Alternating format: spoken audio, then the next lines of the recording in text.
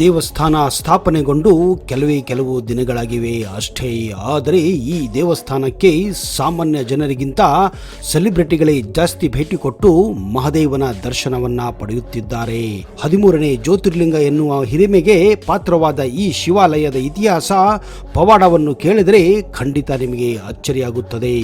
ಅಷ್ಟಕ್ಕೂ ಈ ದೇವಾಲಯ ಹುಟ್ಟಲು ಆ ಕುತೂಹಲ ಕಾರಣ ಏನು, ಆ ರಹಸ್ಯವೇನು, ಇಲ್ಲಿ ದಿನನಿತ್ಯ ಏನೆಲ್ಲ ಪವಾಡಗಳು ನಡೆಯುತ್ತವೆ, ಆ ಎಲ್ಲ ಸಮಗ್ರ ಮಾಹಿತಿ ನಿಮಗೆ ಗೊತ್ತಾಗಬೇಕೆಂದರೆ ಈ ವಿಡಿಯೋನ ಕೊನೆವರೆಗೂ ನೋಡಲೇಬೇಕು. ಅದಕ್ಕಿಂತ ಮೊದಲು ನೀವು ನಮ್ಮ ಚಾನಲ್ಗೆ ಹೊಸಬರಾಗಿದ್ದರೆ ದಯವಿಟ್ಟು ಈಗಲೇ ಸಬ್ಸ್ಕ್ರೈಬ್ ಮಾಡಿ, ಜೊತೆಗೆ ಬೆಲ್ ಐಕನ್ ಕೂಡ ಪ್ರೆಸ್ ಮಾಡಿ.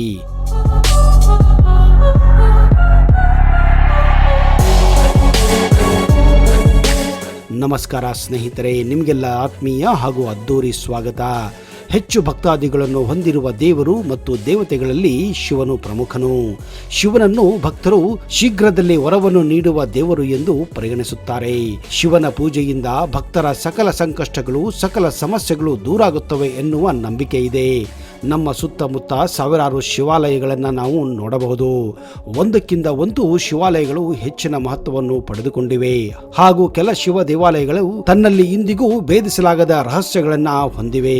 ಆದರೆ ಇಂದು ನಾವು ನಿಮಗೆ ಹೇಳಲು ಹೊರಟಿರುವ ಆ ಶಿವ ದೇವಾಲಯ ಅತ್ಯಂತ ವಿಶೇಷವಾಗಿದೆ, ಅತ್ಯಂತ ವಿಸ್ಮಯವಾಗಿದೆ ಹಾಗೂ ಅತ್ಯಂತ ರಹಸ್ಯಮಯ ಕೂಡವಾಗಿದೆ. ಹೌದು, ಇದು ಬೆಂಗಳೂರಿನ ಹತ್ತಿರ ಇರುವ ರಾಮನಗರ ಜಿಲ್ಲೆಯ ಬಿಡದಿ ಸಮೀಪದಲ್ಲಿರುವ ಜಡೇನಹಳ್ಳಿ ಗ್ರಾಮದಲ್ಲಿರುವ ಅತ್ಯಂತ ಶಕ್ತಿಶಾಲಿ ಶಿವಾಲಯವಾಗಿದೆ. ಇಲ್ಲಿನ ಶಿವನಲ್ಲಿ ಭಕ್ತರು ಏನೇ ಬೇಡಿಕೊಂಡರೂ ಅದೆಲ್ಲವೂ ಈಡೇರುತ್ತದೆ ಎನ್ನುವ ನಂಬಿಕೆ ಈ ಶಕ್ತಿಶಾಲಿ ಶಿವಾಲಯದ ಭಕ್ತರಲ್ಲಿದೆ. ಹೌದು, ಆ ದೇವಾಲಯವೇ ಶ್ರೀ ವರದರಾಜೇಶ್ವರ ಶಿವಾಲಯ.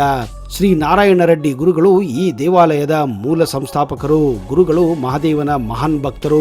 ಇವರು ವರ್ಷದಲ್ಲಿ ಒಮ್ಮೆ ಚಾರಧಾಮ ಯಾತ್ರೆ ಹಾಗೂ ಕಾಶಿ ವಿಶ್ವನಾಥನ ಯಾತ್ರೆಗೆ ಹೋಗಿ ಬರುತ್ತಿದ್ದರು. ಹಿಂದೆ ಶ್ರೀ ನಾರಾಯಣ ಗುರುಗಳು ಚಾರಧಾಮ ಯಾತ್ರೆಗೆ ಉತ್ತರಾಖಂಡಕ್ಕೆ ಹೋದಾಗ ಇವರ ಜೊತೆ ಒಂದು ವಿಚಿತ್ರ ಘಟನೆ ನಡೆಯುತ್ತದೆ. ಅವರು ಹೋಗುತ್ತಿದ್ದ ಟೆಂಪೋ ಟ್ರಾವೆಲರ್ ಮುಂದೆ ಭಕ್ತರನ್ನು ಹೊತ್ತೊಯ್ಯುತ್ತಿದ್ದ ಒಂದು ಬಸ್ಸು ಅಚಾನಕ್ ಆಗಿ ಕಂದಕದಲ್ಲಿ ಬಿದ್ದು ದುರ್ಘಟನೆ ಆಗುತ್ತದೆ. ನೋಡುತ್ತಿದ್ದ ಹಾಗೆ ಬಸ್ಸು ನೀರಿನಲ್ಲಿ ಮುಳುಗುತ್ತಿತ್ತು.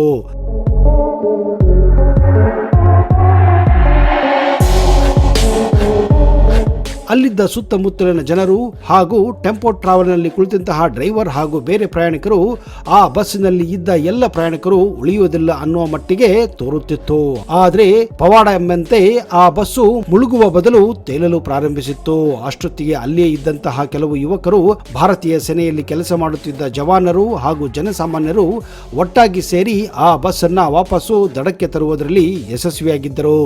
ಸಾಮಾನ್ಯವಾಗಿ ಈ ರೀತಿ ಘಟನೆಯಾದಾಗ ಬಸ್ಸುಗಳು ಮುಳುಗುವ ಸಾಧ್ಯತೆ ಜಾಸ್ತಿ ಇರುತ್ತದೆ. ಆದರೆ ಈ ಬಸ್ಸು ಕೇದಾರ್ನಾಥ್ನಿಂದ ವಾಪಸ್ಸು ಬರುತ್ತಿದ್ದ ಕಾರಣ ಎಲ್ಲರೂ ಅದರಲ್ಲಿ ಮಹಾದೇವನ ಭಕ್ತರಾಗಿದ್ದರು. ಇದೇ ಕಾರಣ ಸ್ವತಃ ಆ ಮಹಾದೇವನೇ ಬಂದು ಆ ಭಕ್ತರನ್ನು ಕಾಪಾಡಿದ್ದಾನೆ ಎಂದು ಅಲ್ಲಿ ಸುತ್ತಮುತ್ತ ನೆರೆದಿದ್ದ ಜನರು ಮಾತನಾಡಿಕೊಳ್ಳುತ್ತಾರೆ. ನಾರಾಯಣ ಗುರುಗಳು ಸಹಿತ ಈ ಒಂದು ಘಟನೆಯಿಂದ ಶಿವನಲ್ಲಿ ಇನ್ನಷ್ಟು ನಂಬಿಕೆ ಅವರಲ್ಲಿ ಉಂಟಾಗುತ್ತದೆ. ಇದು ಶಿವನ ಪವಾಡವೇ ಎಂದು ಅವರು ಕೂಡ ಹೇಳುತ್ತಾರೆ. ಮರುದಿನ ಶ್ರೀ ನಾರಾಯಣ ಗುರೂಜಿಯವರು ಜೋಶಿ ಮಠದಲ್ಲಿ ನೆಲೆಸಿದ್ದಾಗ ಅವರ ಕನಸಿನಲ್ಲಿ ಮಹಾದೇವ ಬಂದು ತಮ್ಮ ಊರಿನಲ್ಲಿ ತಮಗೋಸ್ಕರ ಒಂದು ದೇವಾಲಯವನ್ನು ಕಟ್ಟಿಸುವಂತೆ ಹೇಳುತ್ತಾನೆ.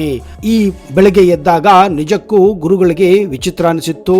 ಹಾಗೂ ಮಹಾದೇವ ಕನಸಿನಲ್ಲಿ ಈ ರೀತಿ ಬಂದು ತಮಗೆ ಯಾಕೆ ಹೇಳಿದ ಅಂತ ಅವರು ಕೂಡ ವಿಚಲಿತರಾಗಿದ್ದರು. ಮಾರನೇ ದಿನವೇ ಪತ್ರಿಕೆ ಒಂದರಲ್ಲಿ ಗುರುಗಳಿಗೆ ನರ್ಮದಾ ತೀರದಲ್ಲಿ ಕೆಂಪು ಶಿವಲಿಂಗ ಸಿಕ್ಕಿರುವ ಬಗ್ಗೆ ಮಾಹಿತಿ ದೊರೆಯುತ್ತದೆ.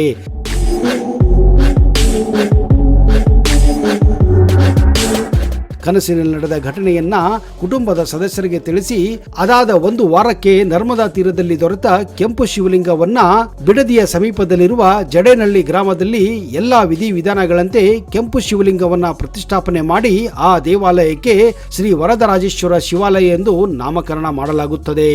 ಈ ದಿನ ಇಲ್ಲಿ ನೆರೆದಿದ್ದ ಶಿವ ಭಕ್ತರಿಗೆ ಒಂದು ಅಚ್ಚರಿಯೇ ಕಾದಿತ್ತು. ಕಪ್ಪೆಯೊಂದು ಇದ್ದಕ್ಕಿದ್ದ ಹಾಗೆ ಶಿವಲಿಂಗಕ್ಕೆ 3 ಬಾರಿ ಪ್ರದಕ್ಷಿಣೆ ಮಾಡಿ ಹೋಗುತ್ತದೆ. ಇದಾದ 2 ತಿಂಗಳ ಬಳಿಕ ಶಿವ ದೇವಾಲಯ ಬಳಿ ಎಂದು ಗುಡುಗು ಸಿಡಿಲಿನ ಶಬ್ದ ಕೇಳಿಸುತ್ತದೆ. ಎಲ್ಲರೂ ಸ್ಥಳಕ್ಕೆ ಬಂದು ನೋಡಿದಾಗ ಜನರಿಗೆ ಅಲ್ಲೊಂದು ಅಚ್ಚರಿ ಕಾದಿತ್ತು. ಕಾರಣ ಶಿವಲಿಂಗದ ಮುಂಭಾಗದಲ್ಲಿದ್ದ ತೆಂಗಿನ ಮರ ಉರಿದು ಭಸ್ಮವಾಗಿತ್ತು. ಇದಾದ ಬಳಿಕ ಅಲ್ಲಿ ಪ್ರತಿನಿತ್ಯ ಪೂಜೆ ಮಾಡುವ ಪದ್ಧತಿ ಆರಂಭವಾಗಿದೆ. ಭಕ್ತಾದಿಗಳ ಸಂಖ್ಯೆಯು ದಿನದಿಂದ ದಿನಕ್ಕೆ ಹೆಚ್ಚಾಗುತ್ತಿದೆ. ಇತ್ತೀಚೆಗಂತೂ ಸಾವಿರಾರು ಭಕ್ತರು ಇಲ್ಲಿಗೆ ಭೇಟಿ ನೀಡಿ ವಿವಿಧ ಪೂಜೆ ಹೋಮ ಹವನಗಳನ್ನು ಮಾಡಿಸುತ್ತಿದ್ದಾರೆ. ಇಲ್ಲಿ ಏನೇ ಬೇಡಿಕೊಂಡರೂ ಈಡೇರುತ್ತದೆ ಎನ್ನುವ ನಂಬಿಕೆ ಈಗ ಇಲ್ಲಿನ ಭಕ್ತರಲ್ಲಿದೆ. ಇದು ಶಿವ ದೇವಾಲಯವಾಗಿರುವುದರಿಂದ ಶಿವನಿಗೆ ಸಂಬಂಧಿಸಿದ ಪ್ರಮುಖ ಹಬ್ಬಗಳು, ವಿಶೇಷ ದಿನಗಳಲ್ಲಿ ಇಲ್ಲಿ ಭಿನ್ನವಾದಂತಹ ಆಚರಣೆಗಳು ಕೂಡ ನಡೆಯುತ್ತವೆ. ಇದೇ ರೀತಿ ಇಲ್ಲಿ ಶಿವರಾತ್ರಿ ಹಬ್ಬ ಅತ್ಯಂತ ವಿಶಿಷ್ಟವಾಗಿರುತ್ತದೆ.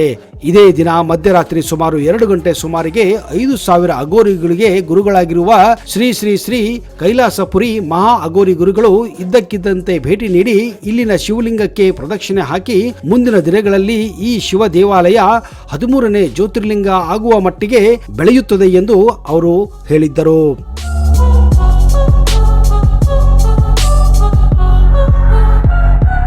ಈ ಘಟನೆ ನಡೆದು 10ನೇ ದಿನಕ್ಕೆ ಕೇರಳದ ಪೌರ್ಣಮಿಕಾಕಾವು ದೇವಾಲಯದ ಭಕ್ತರ ಸಮ್ಮುಖದಲ್ಲಿ ಶ್ರೀ ವರದರೇಶ್ವರ ದೇವಾಲಯವು 13ನೇ ಜ್ಯೋತಿರ್ಲಿಂಗವೆಂದು ಕೂಡ ಘೋಷಿಸಲಾಗಿದೆ ಎಂದು ಇಲ್ಲಿನ ಭಕ್ತರು ಹೇಳುತ್ತಾರೆ.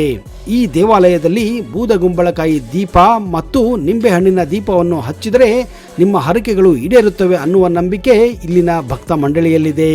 ಈ ದೇವಾಲಯಕ್ಕೆ ಸಾಮಾನ್ಯ ಭಕ್ತರು ಅಲ್ಲದೆ ಇತ್ತೀಚೆಗೆ ಹಲವಾರು ಪ್ರಸಿದ್ಧ ವ್ಯಕ್ತಿಗಳು, ಸೆಲೆಬ್ರಿಟಿಗಳು ಕೂಡ ನಿರಂತರವಾಗಿ ಈ ದೇವಸ್ಥಾನಕ್ಕೆ ಭೇಟಿ ಕೊಡುತ್ತಿದ್ದಾರೆ. ಪ್ರಮುಖವಾಗಿ ಇತ್ತೀಚೆಗೆ ಹ್ಯಾಟ್ರಿಕ್ ಸ್ಟಾರ್ ಶಿವರಾಜ್ ಕುಮಾರ್, ದುನಿಯಾ ವಿಜಿ, ದರ್ಶನ್, ಯಶ್ ನಂತಹ ಕನ್ನಡ ಚಲನಚಿತ್ರ ಸೂಪರ್ ಸ್ಟಾರ್ಗಳು ಕೂಡ ಈ ದೇವಸ್ಥಾನಕ್ಕೆ ಭೇಟಿ ಕೊಟ್ಟಿದ್ದಾರೆ.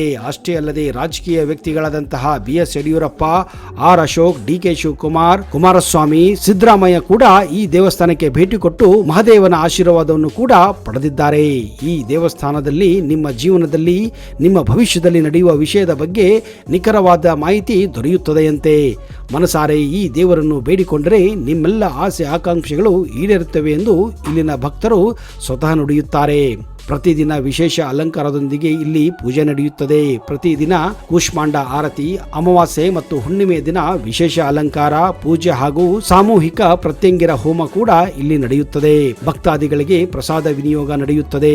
ಪುಷ್ಪಾರ್ಚನೆ, ಬಿಲ್ವಾರ್ಚನೆ, ಕ್ಷೀರಾಭಿಷೇಕ, ಪಂಚಾಮೃತ ಅಭಿಷೇಕ, ರುದ್ರಾಭಿಷೇಕ, ಪ್ರದೋಷ ಪೂಜೆ, ಭಸ್ಮಾಲಂಕಾರ, ಶಾಶ್ವತ ಪೂಜೆ ಇತ್ಯಾದಿಗಳು ಇಲ್ಲಿ ಪ್ರತಿನಿತ್ಯ ನಡೆಯುತ್ತಾನೆ ಇರುತ್ತವೆ. ಅಂದ ಹಾಗೆ ಶ್ರೀ ವರದರಾಜೇಶ್ವರ ಶಿವಾಲಯ ಬೆಂಗಳೂರಿನಿಂದ 33 ಕಿಲೋಮೀಟರ್ ದೂರದಲ್ಲಿದ್ದರೆ ಬಿಡದಿಯಿಂದ ಕೇವಲ 5 ಕಿಲೋಮೀಟರ್ ದೂರದಲ್ಲಿದೆ. ಮೈಸೂರಿನಿಂದ 115 ಕಿಲೋಮೀಟರ್ ದೂರದಲ್ಲಿದ್ದರೆ ರಾಮನಗರದಿಂದ 20 ಕಿಲೋಮೀಟರ್ ದೂರದಲ್ಲಿದೆ.